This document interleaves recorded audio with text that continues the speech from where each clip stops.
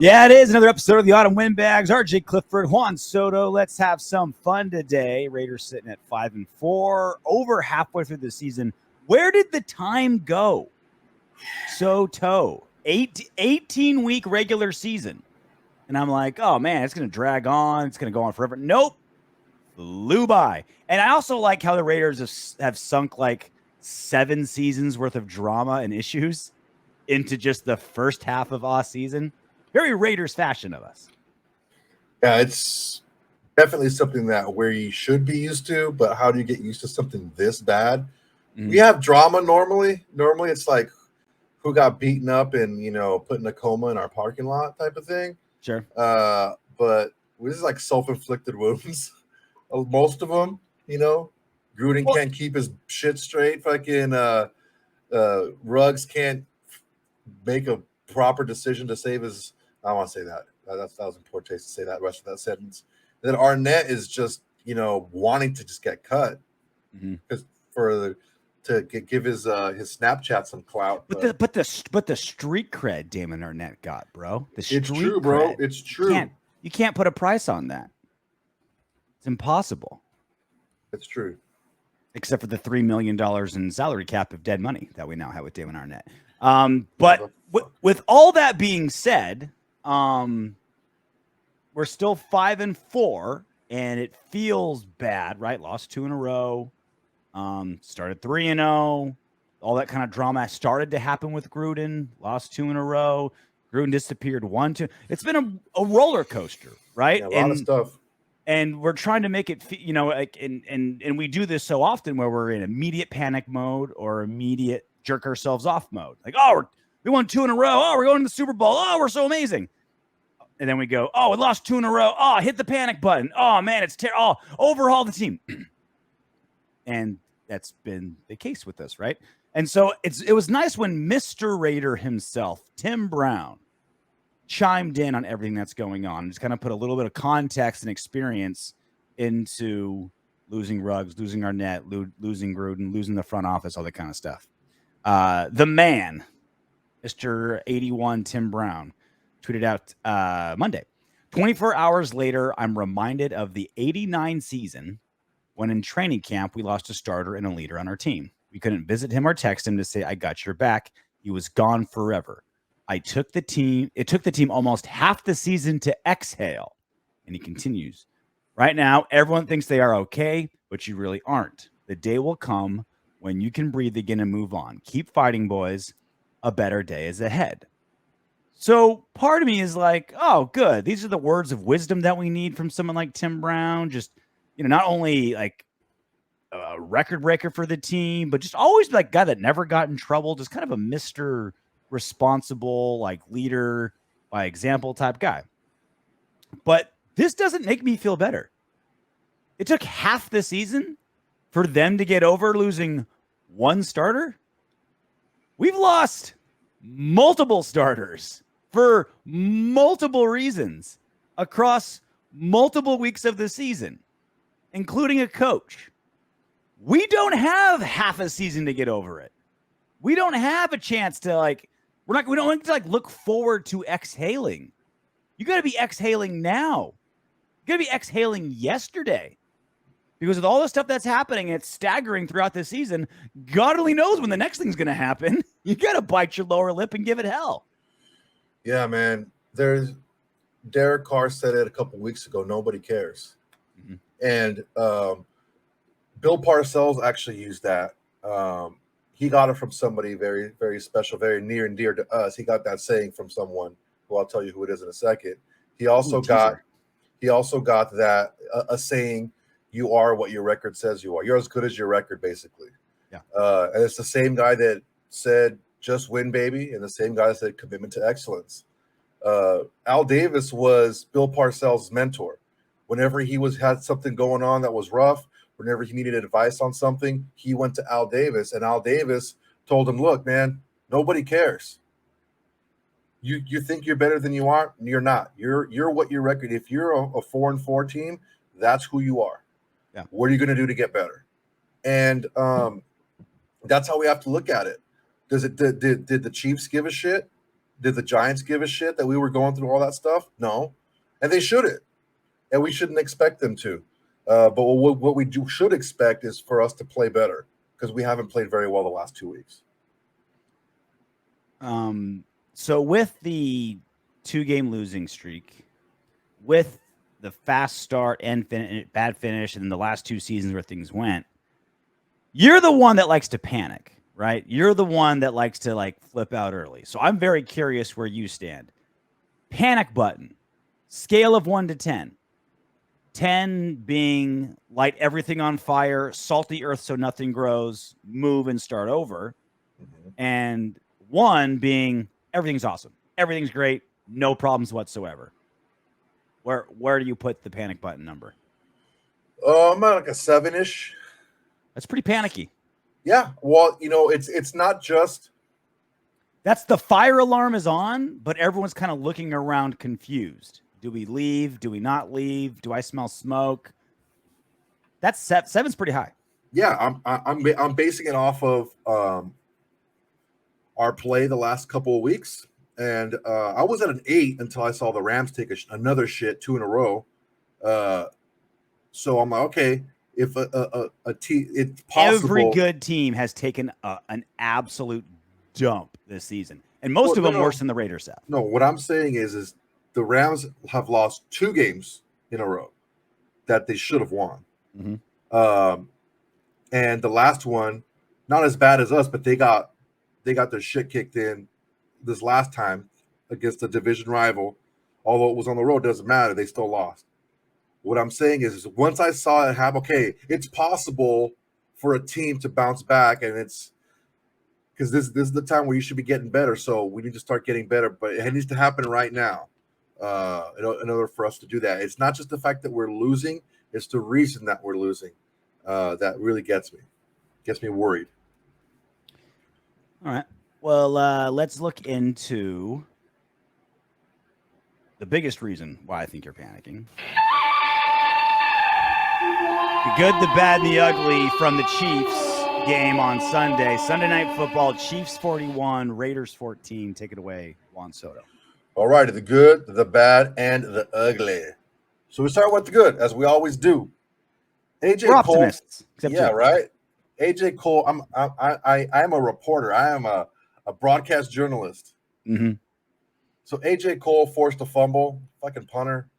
Awesome. I mean, it was a stick. It was a form tackle, shoulder right on that ball, and came out no problem. The 2 best hits that the Raiders have delivered this season have come from our punter and Hunter Renfrow. Hummer Renfrow. Yeah. Both are fake punts. The smallest, least athletic looking receiver and our punter. Brian Edwards. 3 catches and 4 targets, 88 yards and a touchdown. He looked really good when he was given the opportunity. Hunter Renfrow. I think Carr, with Ruggs gone, Carr was kind of forced to show some extra faith in Brian Edwards that maybe he doesn't truly have with him. Because remember, Edwards has been dropping some balls towards the mid-season, like the middle games this season. He's been dropping a lot. I don't agree with that. He absolutely has. He had 4 targets. That's not anything more than he's always had all year. He still went to him in like key moments, right? But it's not like he's gone to Brian Edwards when Brian Edwards been like wide open, right? I don't agree with that either. He's made a lot of contested catches this year.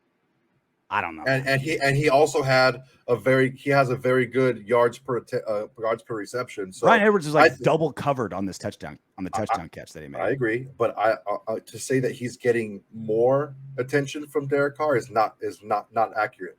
He's getting the same amount of targets, about the same amount of yards per reception. So he's not looking at him any more than he normally does. He's throwing into him when he's double coverage, which he never has before. Okay, but I understand what you're saying, but you're telling me he's getting more attention from Carr, which I'm saying is inaccurate. He's not getting more targets, but he's getting harder passes thrown his way that he normally wouldn't if he had his full roster of receivers. Okay, if you want to break it down like that, then I agree with you.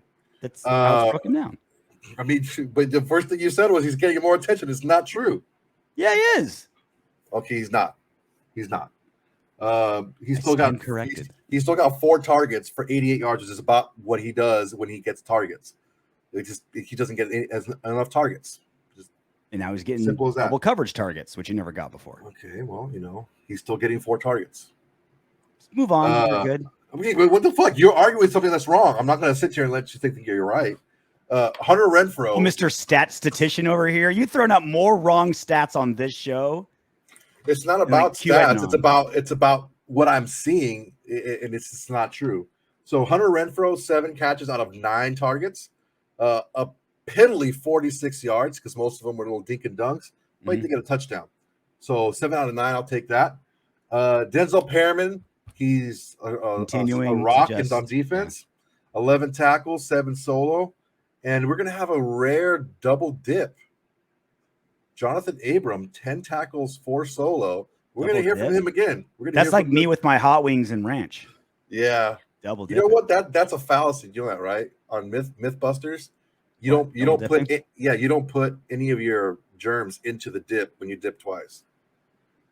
No? No, you don't. Then why am I even double dipping if I'm not spreading my diseases to all my friends and family? What's the point? Just kiss them on the mouth. Okay, so that's the good. Unfortunately, it's pretty short. The bad. Our offensive line was terrible. We ran the ball 14 times for 50 yards. It's 3.5 yards per carry. We gave up 2 sacks. We gave up 5 quarterback hits on top of that. So Carr was hit 7 times basically on only 37 dropbacks. Yeah, that's a lot. That's a high percentage. That's why, and like that's what's kind of crazy how we still got 250 yards, 60 yards, whatever it was, like, and 2 touchdowns, considering he was running for his life all game long. That's damn near 1 out of every 5 dropbacks he's getting hit, either hit or sacked. That's way too much. Now, and the game plan was to be ball control, dink and dunk. Like eventually, like when we got behind, we had to throw more, yeah. But like to do that when we wanted to be like a run first, dink and dunk, quick offense, ball control offense, and still get hit. It's not like he was consistently taking 7-step drops, 5 times a drive. Opposite, and still he got creamed. I wonder if our guys were getting beat off the line, off the snap. The guys were getting beat. I wonder if the like Greg Olson and Bisaccia and them were like, all right, this O-line's playing terrible this week. Let's be like a little dink and dunk West Coast offense instead of what we do best, going deep. I mean, either way, it didn't work, but it was kind of a departure from what we've been saying, right? Like Carr in this offense is best when they're slinging. Yeah, and that they were like you said in the post game show, they were doing to us what we usually do to the Chiefs, is they pack everything in, make sure everything stays in front of him, and forcing him to throw short. And he just wasn't getting the ball out quick enough because he had no time. Also, the bad in contrast, our D line had no sacks, only 3 quarterback hits on 50 dropbacks. 3 out of 50. Yeah. That's that's a big difference. In fair, and it doesn't explain everything, but in fairness to Max Crosby, he was getting mauled like the last Xbox on Black Friday. I mean, he was getting held left and right. Like every time I really wanted to like look, like I'll show a replay of a play and I'll be like, okay, I know what happened, so I'll kind of like focus my attention on another part of the field. I'm like, oh, what's Max doing? Just getting choke slammed by some tackle, just like getting his shirt ripped off like a fraternity boy at a frat party. Unfortunately, he's not the only person on the line. And we can't just rely on one person to get pressure on a quarterback. We do. And we rely on Max and Ngakoue. Like it's literally our entire defense is based. I mean, we needed more. We needed more out of him. What have I been saying? Our entire defensive success, and by success I mean being like average, is entirely based on Crosby and Yannick Ngakoue. If they're getting pressure and they're rolling, then our defense is going to be at its best. If just one of them isn't, whole defense is going to collapse. It's true, and it happened. Okay, the bad continues. Alex Leatherwood, a 6th false start penalty. He leads the NFL in false start penalties. Hey, a leader in his field. There you go, Alex. What a my man. 4th and inches. On 4th and inches, He gets a false start penalty. So I hope all of you Raider apologists who were like, "Oh, Leatherwood is this and he's that, and he was an outlet trophy winner and all this shit," can all take that trophy and you know what you can do with it, because he is not a good pro. I don't think either one of our guards, honestly, on like if you let's say the Titans or like the Browns, they wouldn't make the roster. They would be like a practice squad guy. They wouldn't even be a backup on a team that has a good offensive line. They would be like barely sniffing the roster. That's how bad these two are. Leatherwood just wants it too bad. That's why he false starts. He wants to get penalties too bad. He tries. He wants it too much. He tries. Maybe he likes the color yellow a little bit. Right? Maybe it like ties his whole outfit together. You know? Or it's isn't that a thing in the gay community where if you put the yellow handkerchief in your back pocket, that means you like to get peed on? Why the fuck would I know that? Hold on, let me ask an expert. Hey Soto, isn't it true in the gay community if you put a yellow neckerchief, like a handkerchief in your back pocket, you like to get peed on? I don't know. We'll see. Also on the bad, Alec Ingold tore an ACL out for the year. Yeah. I'm really curious. I'm really curious how big of a factor that's going to be. Well, there's certain packages. Curious. There's certain packages that we like our jumbo packages that he's in on those packages, and he got, whenever he's been given the opportunity, he's delivered pass catching wise. Not so much running the ball, but definitely catching the ball. Our secondary missed 4 interception opportunities. That cost us 17 points. The only reason it didn't cost us more points is because 2 of those missed opportunities were on back-to-back plays. Merrick dropped the ball at the goal line, and then Abram just looked up and didn't know what he was looking at. He was in perfect position. That's what gets me. Abram was right there and like positionally perfect, but just couldn't find the ball. Also the bad coaching and Carr, they looked confused offensively when what they wanted wasn't there. They just looked like they didn't know what to do. It wasn't all Carr. It wasn't all coaching. I think it was a little bit of both. And that it just, 1 for 9 on third down. That's inexcusable. Do you have that soundbite that I put down for Bisaccia? Obviously, I'll get with Gus on that, but we wanted to play coverage early, then we changed up some of the coverages a little bit. I know he had a big day. He's been a pain in the Raiders side for a long time, and credit to them. They did a good job of getting him in position to make a lot of plays today. So we'll kind of get that figured out as we get going. So that's from Rich Bisaccia on Monday's press conference. What the fuck? So the reporter asked, the reporter asked, why was Kelsey so hard for you to cover? He's like, oh, I have to get with Gus on that. What the fuck? You have no clue why he was open? You don't know what we're running? You don't know how we're covering him? You don't know how we adjusted? That's not an answer I wanted to hear from him. That tells me that he's like, hey, go ahead and take the defense. I trust you. That he doesn't know that him not giving an answer is very worrisome for me.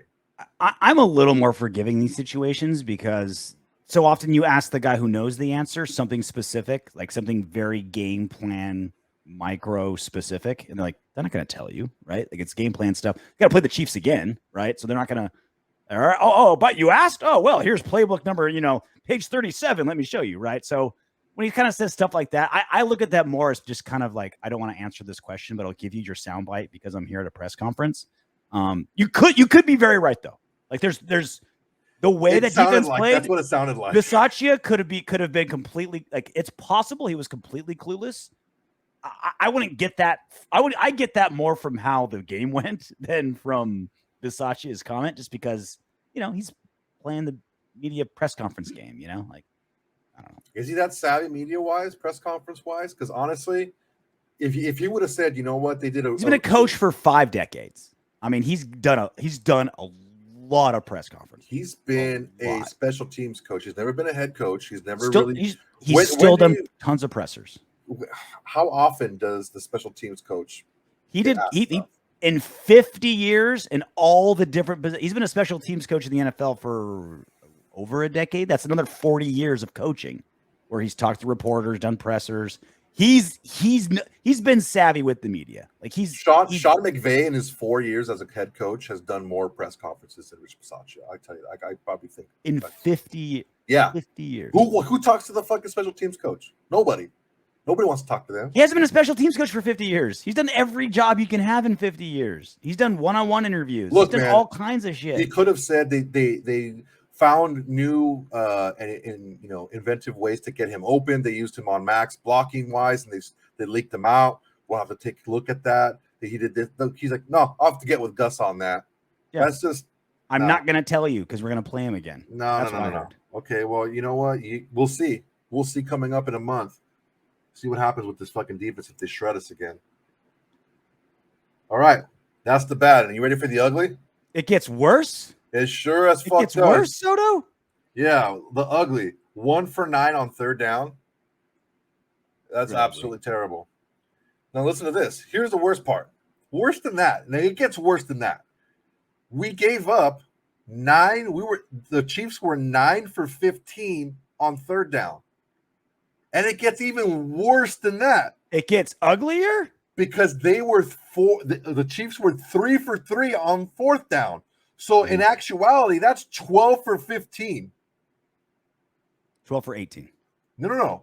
Because the third down turns into the fourth down. So on those drives, they were basically 12 for on drives that they got to the third down. They still made a fourth down. They're 12 and 15. Yeah, it's fucking that's inexcusable at this level. We were 1 for 2 in the red zone. 50% is an improvement. Hey, 50%. But we only made it 2 times. That's the fucking ugly part. Yeah. And Deshaun Jackson's fumble on his only catch. That was pretty goddamn ugly. Now we're gonna get to the ugliest thing. Uglier than the first time I met a chick off of AOL when I was like in ninth grade. You've got herpes. Damn near. Jonathan Abram, his pass defense. Now look, Rory gave me this info and I fact checked it and it's correct. Jonathan Abram in the game was targeted 9 times. Okay. Mm-hmm. He gave up 9 catches for 127 yards and 2 touchdowns. You wonder why the Raiders were so hesitant on playing too deep? Like, because that's the defense that's worked against the Chiefs all season long, right? 2 deep, yeah. Cover 2 deep. You know why they didn't? Because it has to be Jonathan freaking Abram as one of those 2 deep guys. And he's just such a liability in coverage. Abram, start bulking up and try to become a linebacker because you don't have a future in the NFL with playing like this. Oh, but it's only his second full season. Shut the fuck up. I'm tired of hearing that. I'm tired of, he missed his first year because he got hurt, and last year was only his first full season. This year, dude, he couldn't cover a bed if he was a blanket. He can't cover. I don't understand how you expect a safety in the NFL to play the position if he can't track the ball in the air. Mm-hmm. He can't. This just goes to how much of an antiquated look at the position both Gruden and Mayock had. That's the old NFL. Maybe 15. Abram was born 15 years too late. Maybe 15 years ago, that type of player would excel in the NFL. Now, the skill set that he brings and the skill set that Abram lacks cannot play in the NFL. He gets a lot of tackles, and that's great. I'm not giving up on him forever, considering like he knows how to get into position. He just hasn't been able to deliver. And also think about it, like you have one of the best offensive minds in football ever, one of the best quarterbacks ever, one of the fastest receivers in football, all game planning to target specifically and to expose him. That's a lot. Okay, and yeah, they picked the right guy, right? They picked the right guy, obviously, to do it because it worked. I'm just saying, like, we've seen giant leaps of improvement this season. Not Sunday, and not specifically when the ball's in the air.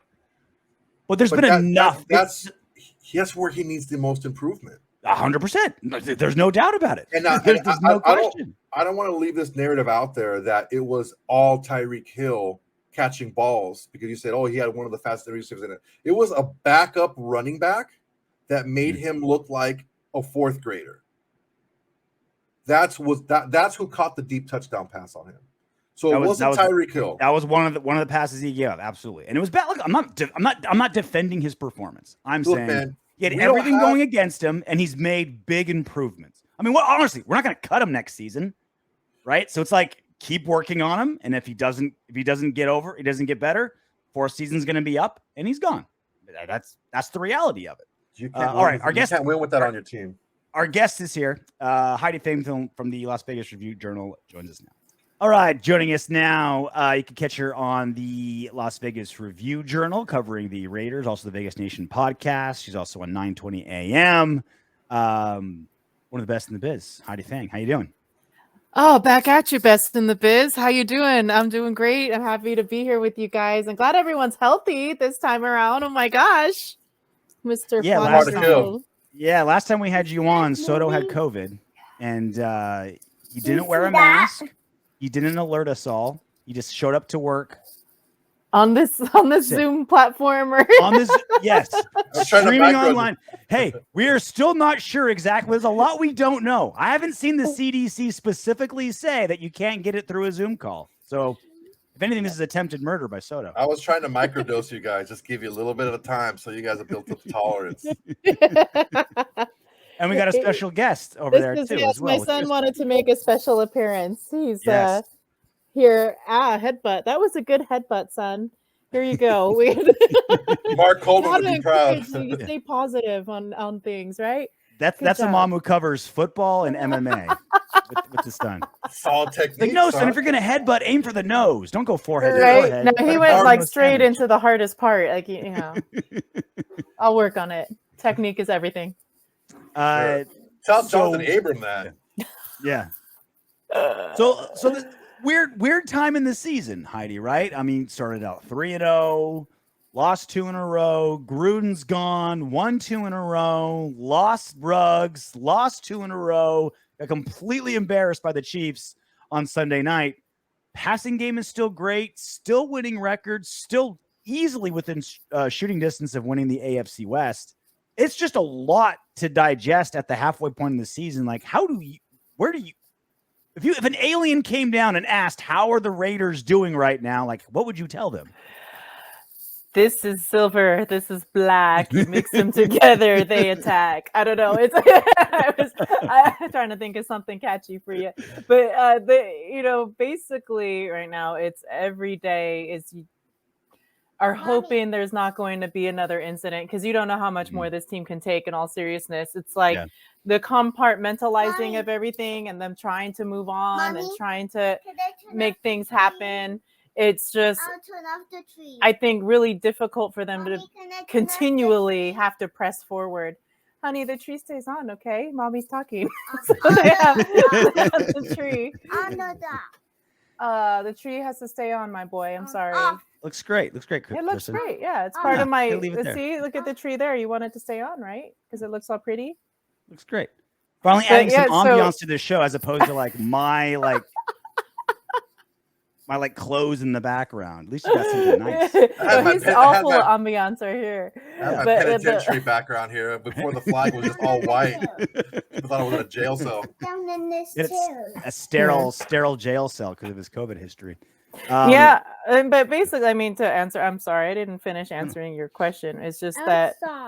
All right, here, wait. I'm sorry, guys. No worries. You want a hippopotamus? He's gonna get a hippopotamus, and we'll. Here you go, hippopotamus for Christmas! Yay! There you go.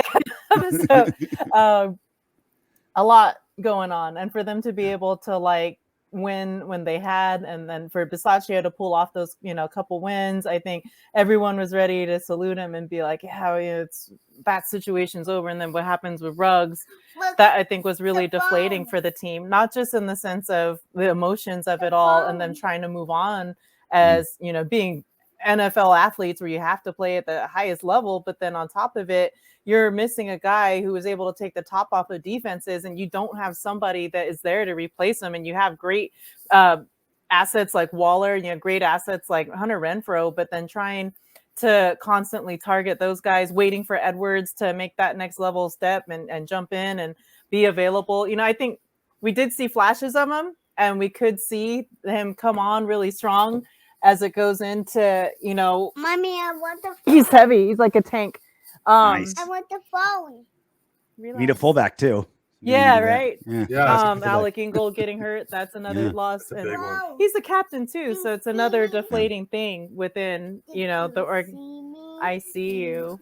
So that's just another deflating thing for them. I'm sorry, guys. It's all good. No problem. So you're in the facility, right? So you're like boots on the ground. Because when I hear, you know, Bisaccia talk, Carr talk, the other players, like, I'm hearing what I want to hear. Like, hey, no one cares. We got to move on. We're just worried about this weekend. We have, you know, we have a team that cares about each other. We can overcome this, no problem, right? They're saying all the things I want to hear. Do you feel like that's truly how they are in the facility? Like, is that truly how they are? Or are they just telling RJ what he wants to hear? Right. You know, I think in some cases it is how they are. Like, I don't think Derek Carr has any ability to lie within him. I think he's 100% Boy Scout when it comes down to it.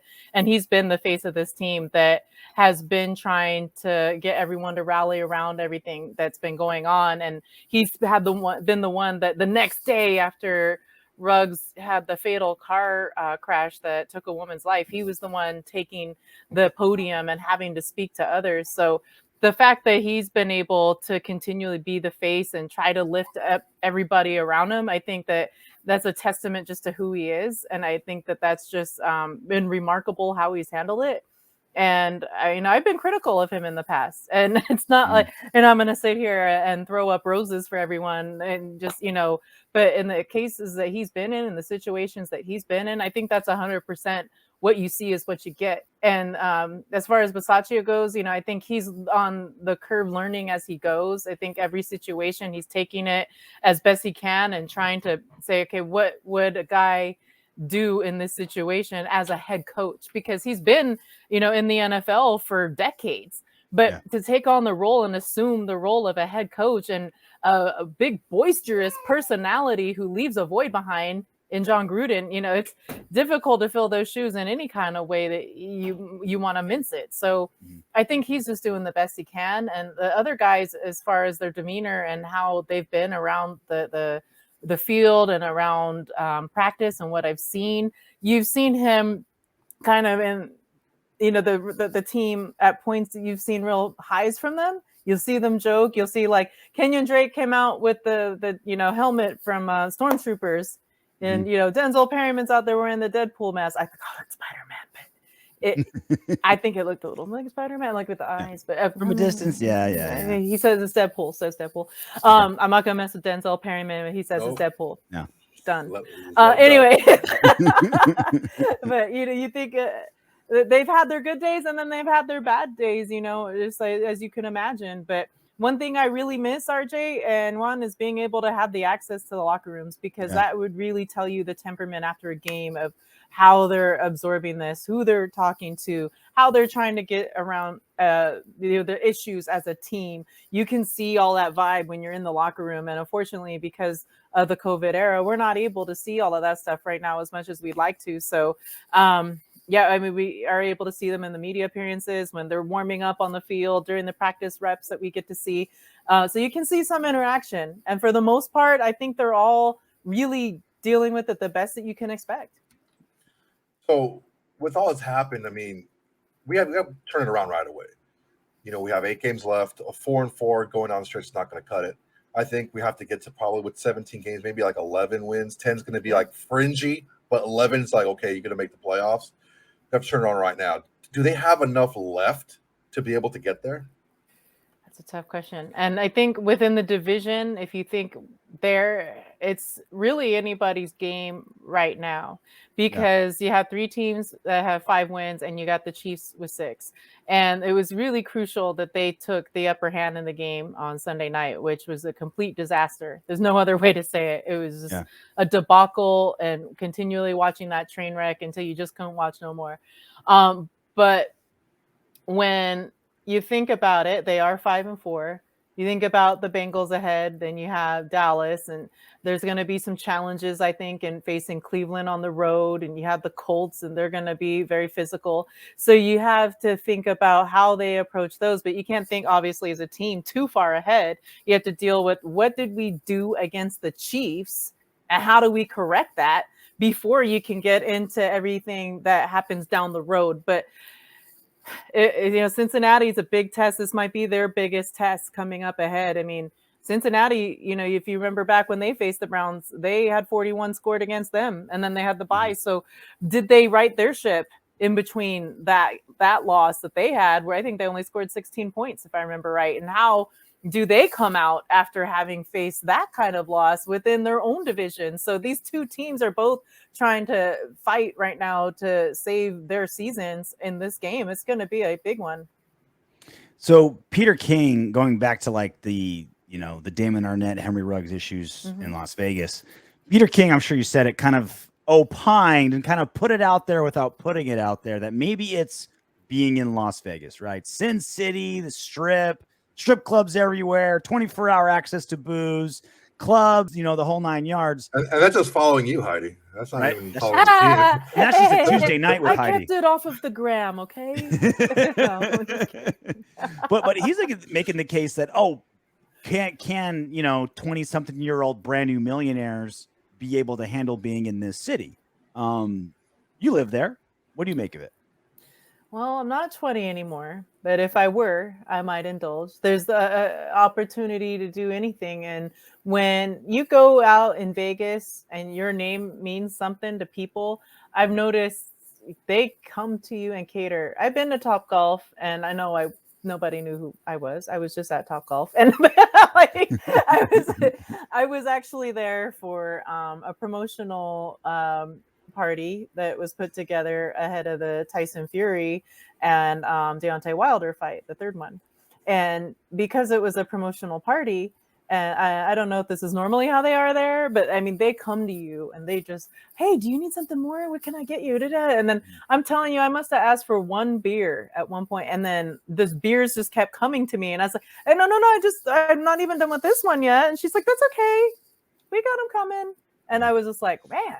And, and she said it was for the party, that they were just, if that was your drink for that party, because it was part of a promotional thing, they were just like, yeah, okay, they paid for 3 hours. Just, here's the beers. Drink up. Like, oh my God, RJ heaven, right? So yeah. Beer flows like wine. That sounds terrible, Heidi. Oh my God, how irresponsible of them. Modelo man. Especial at my fingertips. So anyhow, that can happen. I imagine if you're a celebrity and how they would treat you if they find out who you are. And then, you have to know where your cutoff line is. And unfortunately, in this case, it was just it was poor judgment everywhere around. I can't even try to defend any of the decisions, not a single one, except to say that, everyone's been young and I thought that they were, I guess, you can't even defend it. I just can't. I can't think of a way to honestly, I went out there after the incident happened and I saw that car, Tintor's car, and it stuck with me. I can't shake news stuff like that. And I don't want to get overly emotional here, but when you see that and you think about it and how it took someone's life that was somebody's mother and daughter and friend, it takes the wind out of you, really. So yeah. And that video was hard to watch. Yeah, but no, it's Vegas. There was somebody in there. Yeah. We had an attorney on the following show to kind of like, all right, what do you think's he facing legally? And he's like, well, first off, civil court, he's going to lose all his money because he's going to get his ass completely sued by the family and everybody. And two, he's like, he's 22 years old. I wouldn't be shocked to see him spend his 30th birthday in jail. Like he'll probably be in prison that long. So, it's one of those things where if there's you hope for any kind of silver lining out of this, you hope Ruggs learned his lesson and comes out and becomes a better person after learning the lesson the absolute hardest way. Yeah. Speaking of Vegas, Yeah. Okay, I was just gonna say, I'm sorry.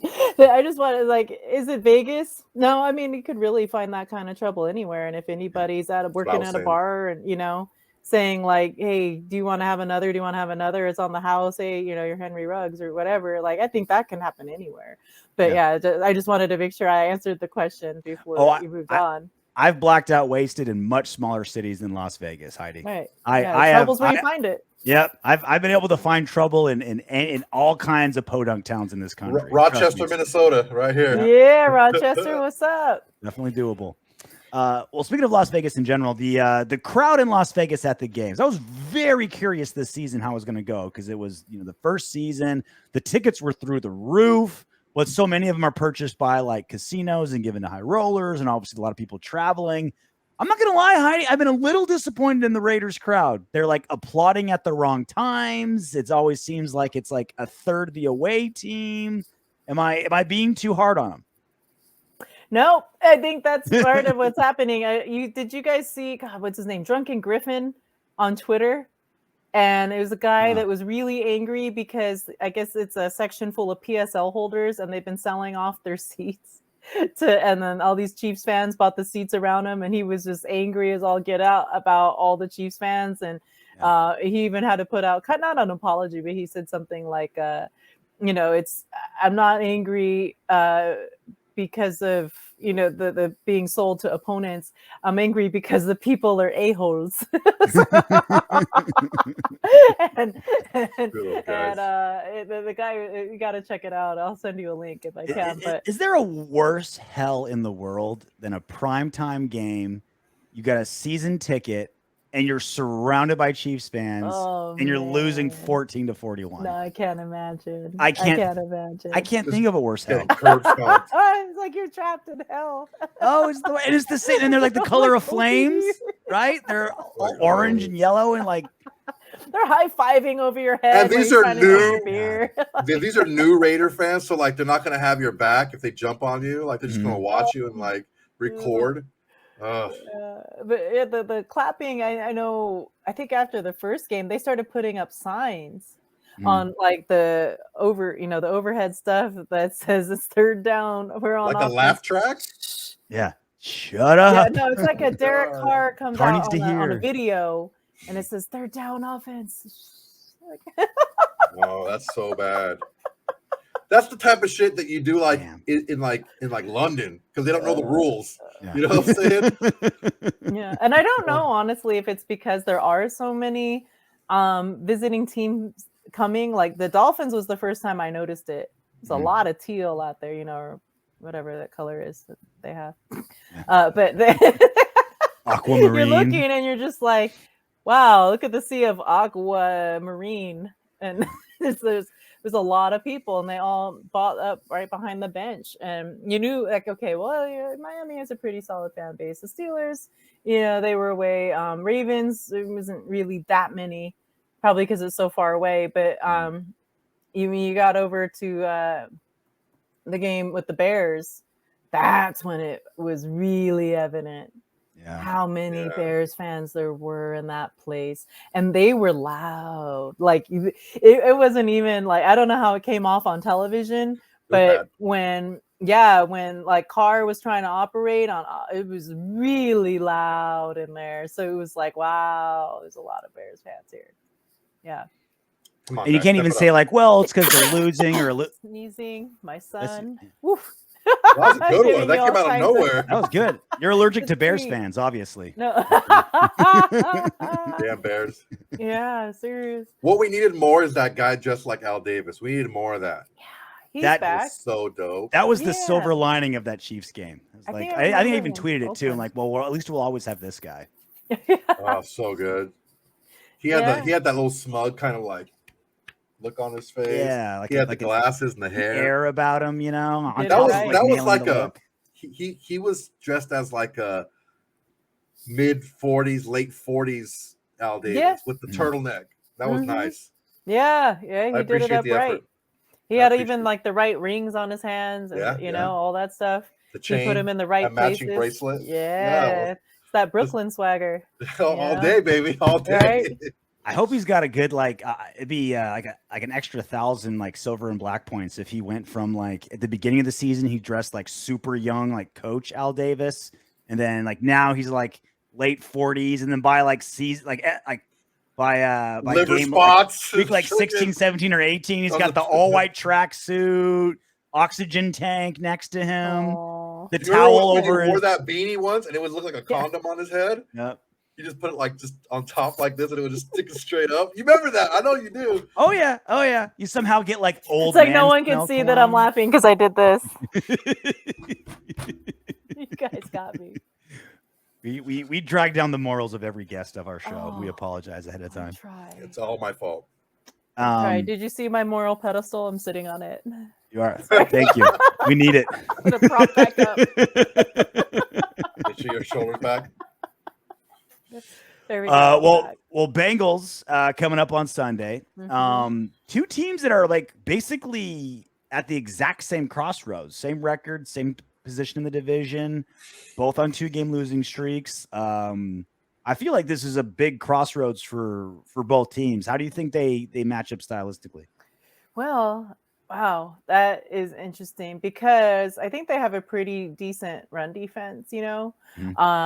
And you think about the Raiders' struggles right now against the run. In fact, they kind of lost Ingold and they use him a lot to kind of push the line. So that's going to be difficult, especially on special teams, to fill his void. Yeah. I know that they did bring in a guy that they were working out, and today I saw Foster Moreau look like he was working still, like he did that in the game. And I think they may plan to use him again. I don't know how exactly, but in some situations he took a few reps with Derek Carr and the running backs today, so and then he went back to the tight ends. So I was like, that's interesting. And then you had just the fact that Jamar Chase is having the season he's on, and he's on fire. He didn't have the best game, and I think you're going to really have to pay a lot of attention on the defense to how you prevent against him. Like the cover 3, as we know, it's one of those defenses that covers the thirds of the field, and you're looking to see if you can take away those big deep passes, but you have to be kind of reactionary because it leaves a lot in the zone. And as we saw with Abram, the reaction wasn't what you need it to be, and the tackling was being missed, and Littleton was off in his spots aces against the Chiefs. So they got to clean that up to be able to press and against this team that also has a really good tight end in Uzuma. So T. Higgins is back, right? He's T. Higgins should be back. Oh boy, so, that's kind of tough. Lots of weapons, but Joe Burrow does like to try to force it. He does make some errant throws. He's I think second most in interceptions right now, or tied with first. So he's got like 11, and I think he and Wilson both had 11, right? So they're both right up there at the top. But Mahomes also had 10 going in against the Raiders. We still got to catch them. We dropped 4. 10. Yeah, we got to catch the interceptions. We dropped 4 of them. Right. Yeah, there were some close ones. And then you think about that, and the pressure up front is everything, right? So you saw Max get loose a couple times, and he was almost there. But you got to be able, if that's not working, you got to be able, I think, to look to the running back and make a play there too, instead of staying laser focused on Mahomes. So there's times when, or the quarterback in whatever case. So there were times I'm watching, I'm like, get off of Mahomes. The ball is out. It's like, go there and play on the run. The run defense is bleeding. So, Joe Mixon though hasn't really been on fire at all. So that's one bonus I think the Raiders had going for them going into this, is that the run game of the Bengals isn't that hot. So you could really try to contain that. And I think if you can hold down Jamar Chase, it's just going to be hard. He's just a natural physical specimen that when he gets out there and he can make a play wherever you put it to him. He's so electric, Burrow, man. He's electric. Yeah, the connection that they had, the chemistry, it's really it's just they already clicked before and now it's just continuing what they had before. So yeah, watching those two is really mesmerizing to see what they're putting together out there. And Raiders are gonna have to be very, very, very on top of the tackles to stay ahead of this one. Yeah, I'm concerned for one big reason. It's a copycat league, right? And Andy Reid found a way to isolate Abrams deep a lot, and even if he was, closer, if it was man coverage, whoever he was on Abram was going deep. It didn't matter who it was. Yeah. And if they do that, he was targeted 9 times. He gave up 9 catches, 127 yards, 2 touchdowns. He's just not getting better in coverage, and I'm afraid that the teams going forward are going to do the same thing. Mm-hmm. Yeah, you're right. I mean, it is a copycat league, and what we've seen with Abram is he works really well when he's playing in that box, like almost like a linebacker, kind of hybrid safety. But I think, like you said, if they take a blueprint over there and with the Bengals, and they say, okay, well, how do we exploit that as well?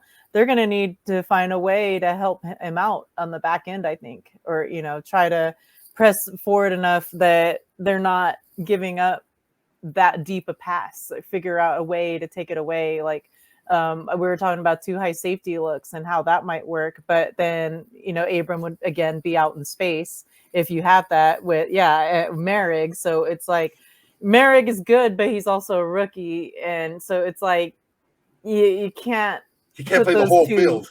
Yeah, he's gonna have to play the whole field if he's out there with Abram. Right. So that makes it, I think, difficult to play. And I think I saw this on Twitter, and I hate when I can't attribute who the person was that wrote it, but somebody said that when there's 2 high safety looks in the Chiefs game, that it was even worse as far as what was given up. So it's like, I guess the cover 3 was working better.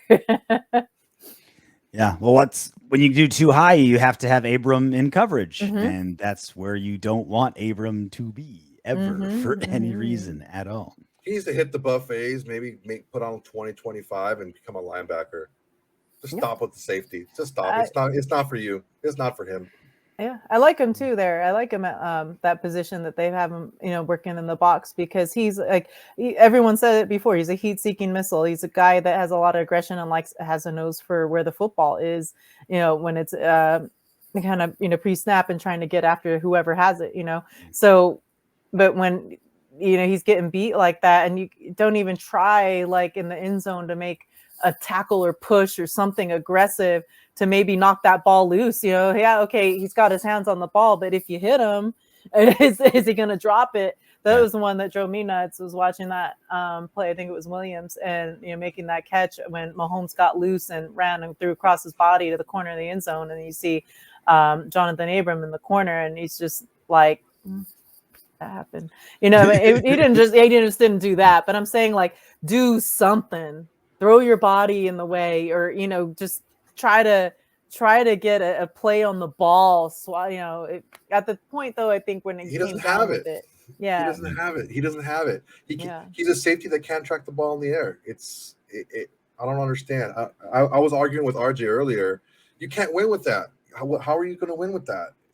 Especially look, now he's played competently the first 8 games. Right. It was no one can defend his play on last Sunday. Like, no one's going to even try, right? No. But he's played average or above average entire season.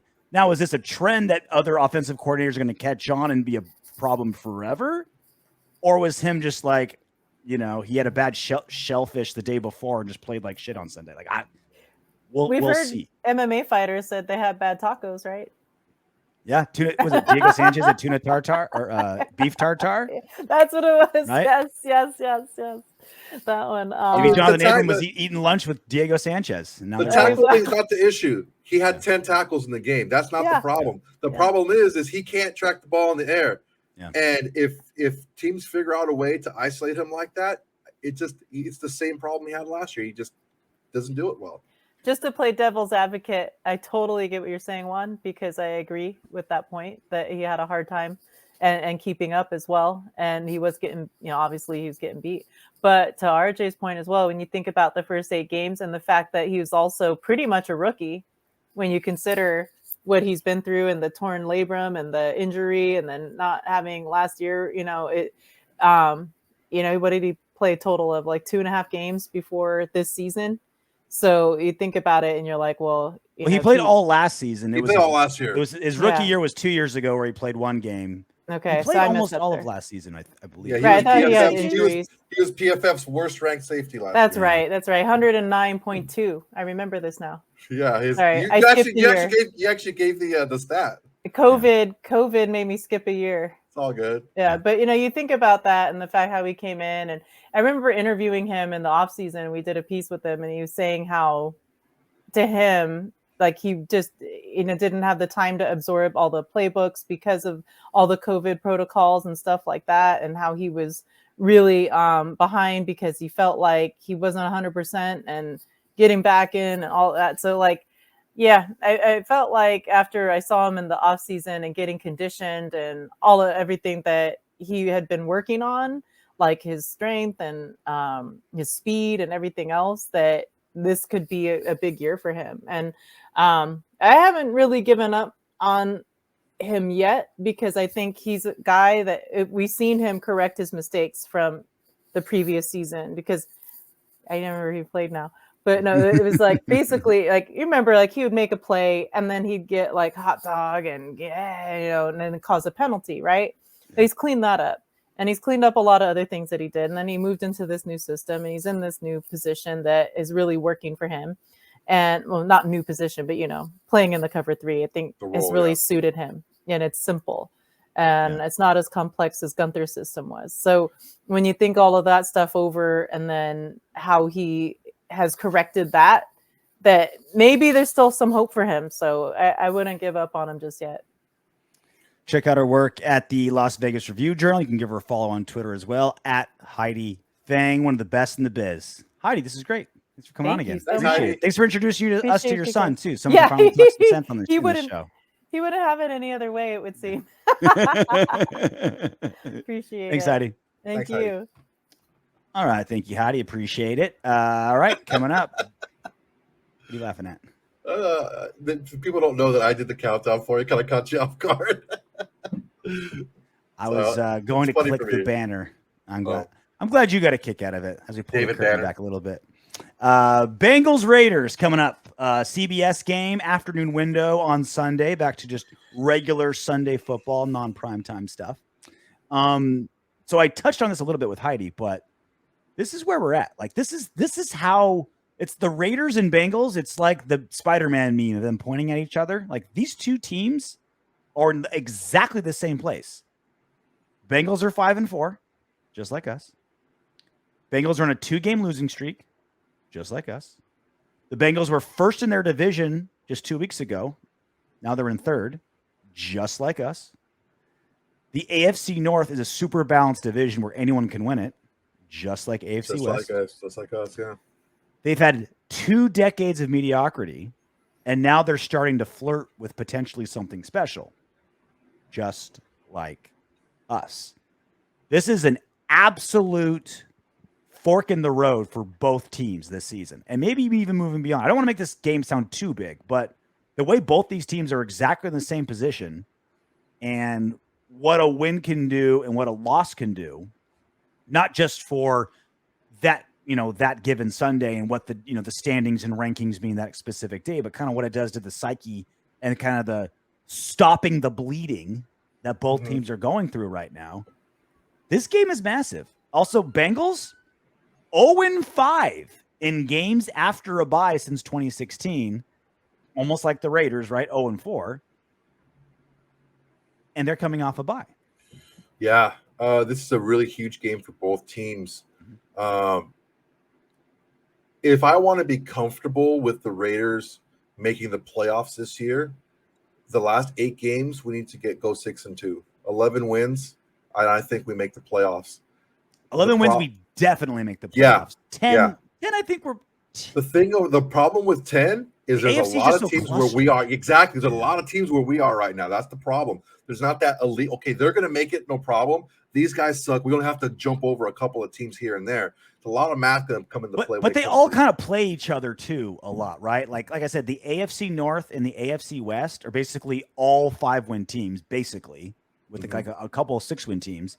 But obviously, the AFC West plays the AFC North, so like we're the first AFC West team the Bengals have played. They still have to play Chiefs, Chargers, Broncos, and then obviously we all have to play within the division, right? Yeah.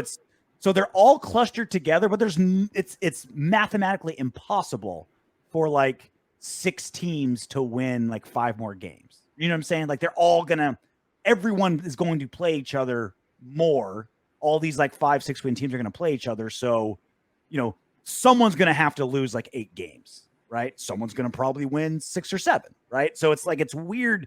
They're all together, but they're going to have to separate. There's no way all these teams are going to start, keep winning. They play each other too much. But the thing is, we have to be one of those teams. I don't think 10 wins. I don't feel comfortable that we're going to get through with 10 wins.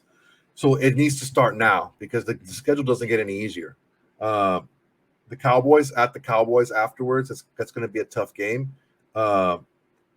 Washington, say what you want about them, but they just beat the fucking Bucks, and it wasn't even that close. The Chiefs again at the Browns.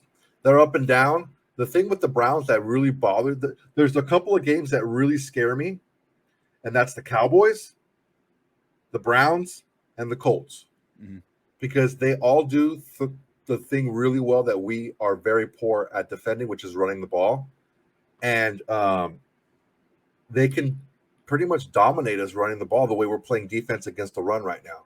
So that's why it's very important for us to get this game, because if we're down, now we have to go 5-1 the rest of the way to be comfortable making the playoffs, and that's going to be pretty tough.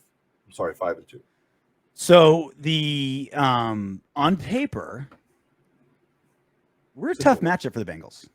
We are purely on paper. We're exactly what they don't want to play. They can't run the ball well, which we can't stop the run, so that should be a decent wash. The thing is Joe Mixon is talented, and we just kind of find a way to make other teams kind of get better on the run. So they are 24th in rushing. We're 27th in rushing defense. What's going to give, right? Flip side, they are 8th in passing, and we are 12th in passing defense. They are 8th in rushing defense, but we give up on the run quick because we're not that great at it. But they're 24th in passing, and we have one of the best passing offense. We have a top 10 passing offense. So on paper, we should be pretty good. And like Heidi mentioned, Joe Burrow is either has the most interceptions or tied for the most interceptions. He has 11 on the season.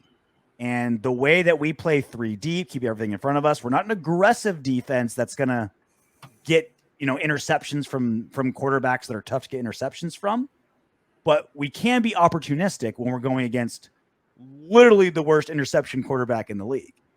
So we can that turnover ratio that we had that was way in our favor early in the season. We've kind of sputtered since then.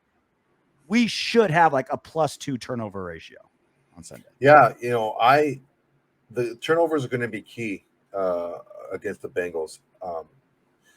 The issue is we could have had 3. I mean, I'd say 4, but 2 of them were on back-to-back plays, so you really could. If you got one, you couldn't get the other.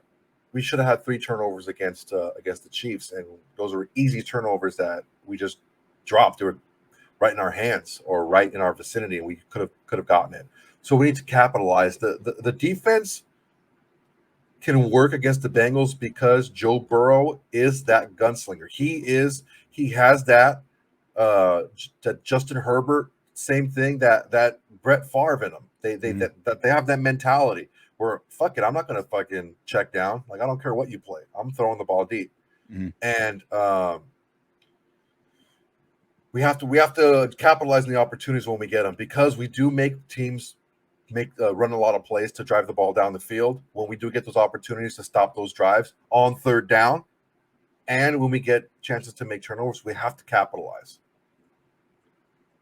What's the red zone defense of the Bengals?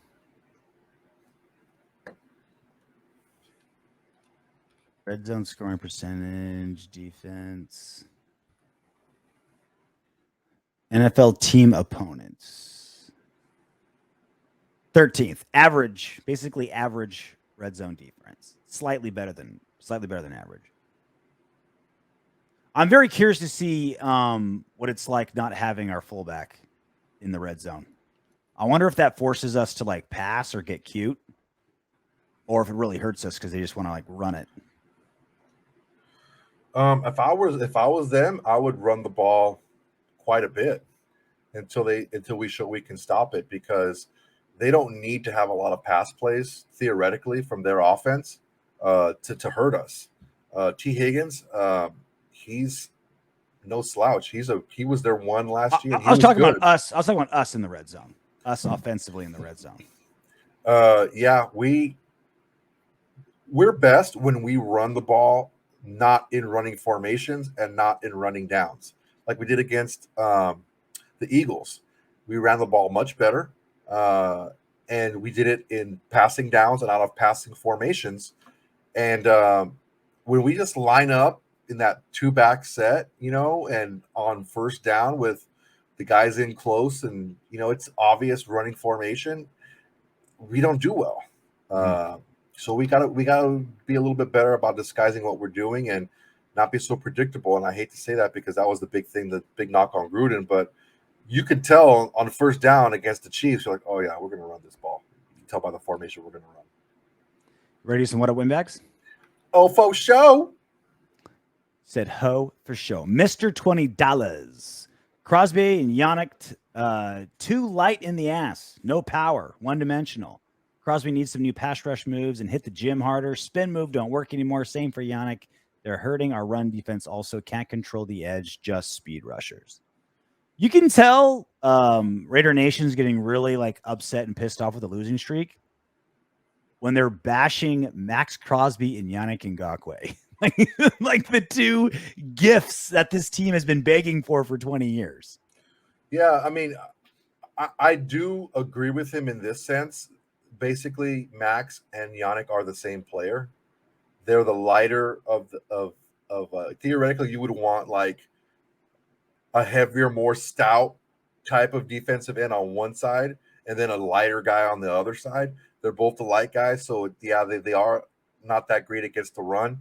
But I understand what he's trying to say. But beggars can't be choosers, man. They for what our defense is and for what our defense needs, we need pressure on the quarterback. So having two of these guys is not a bad thing. They're literally the only thing keeping this defense competent. Like if without their pressure, this whole thing falls apart. Look what happened last week when they just started holding Max Crosby and Yannick Ngakoue had kind of an off week. Chiefs put up 41 on us. Like without their rushing pressure, then it's the whole defense falls apart. So like you're right. Like I would love for them to be amazing run stoppers as well as pass rushers. But again, like this defense is in its adolescent phase. Like it was trash for 20 years. Yeah. Now it's competent. It's like, okay, this is working for now. Let everyone do what they're doing now. And then maybe next season was like, okay, how can we build on what we got last season? Let's not drastically alter Yannick and Max at all right now. They got to stay where they are. Kind of a long one. Titus Flavius. If we're to end up with a winning record, we need to win at least 4 more games. If they continue to play as they have the past 2 weeks, which of these upcoming games do we win? Bengals, Cowboys, Washington, Chiefs, Browns, Broncos, Colts, Chargers. Given how the other teams are playing, maybe the Bengals, Browns, and Chargers. That puts us at 8-9. The question is, can this collection of coaches and players turn things around? They collapsed the past 2 seasons without all of the off-field crap going on. I wonder what it's going to take for them to turn things around. So this got me thinking, not so much like the wins-loss record, but how much of this team, like if this team did, let's say we did exactly what we did the last 2 seasons, right? Started out strong and then imploded late in the season.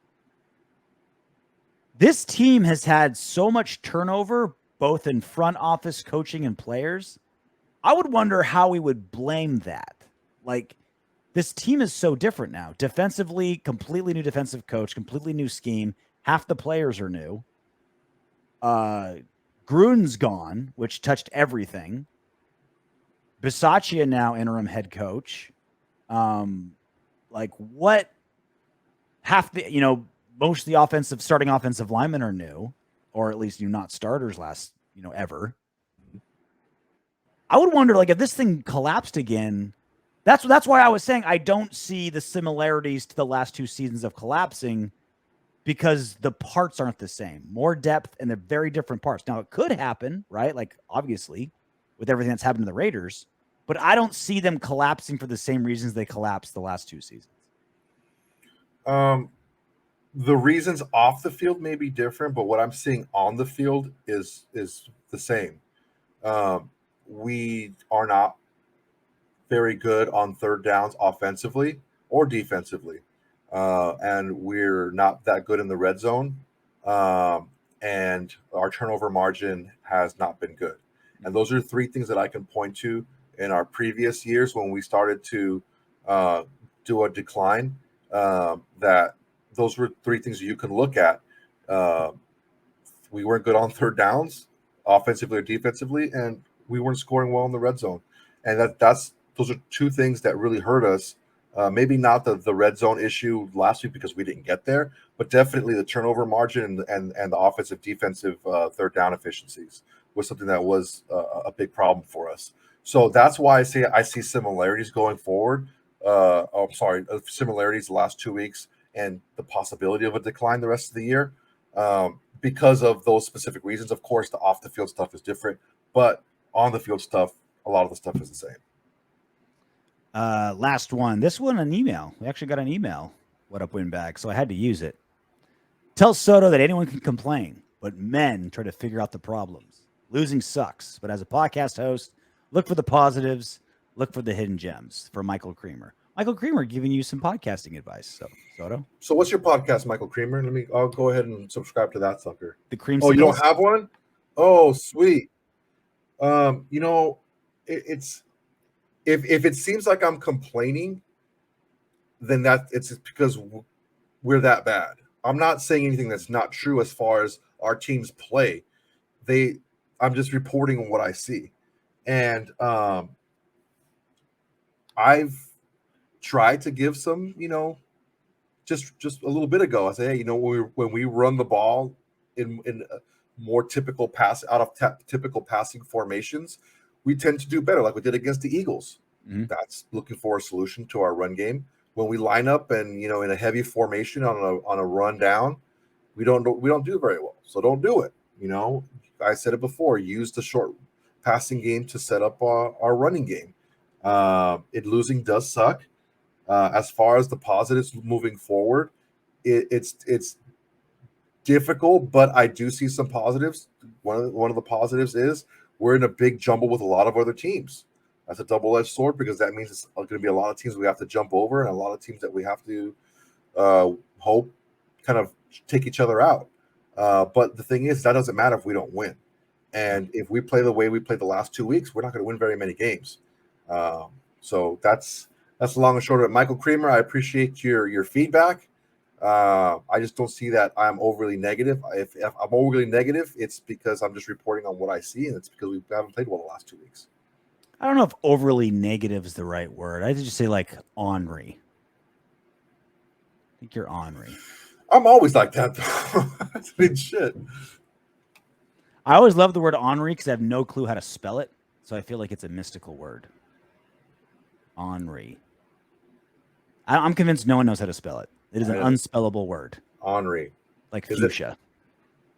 Honry? Horny? You're both things. Ornery and horny? Let's see how to spell it. Yeah, look up horny, specifically on a work computer, Soto. Onery. Onery. Ornery? Ornery. I don't believe it. I'd say right here. Yeah. Wikipedia is telling Nope, me right no way to look it up. It's impossible. The word's impossible to spell. No way to look it up. So actually, busy. It's ornery. So Ornery. Ornery. Ornery. Cantankerous, stubborn, disagreeable. Grandpa, Cantankerous. I why gotta is so ornery? put cantankerous in my vocabulary more often. That's a Hey, good word. if we can slip it in the next episode, $5. Indubitably. You would be punctilious in assuming that, Soto. Assuming that.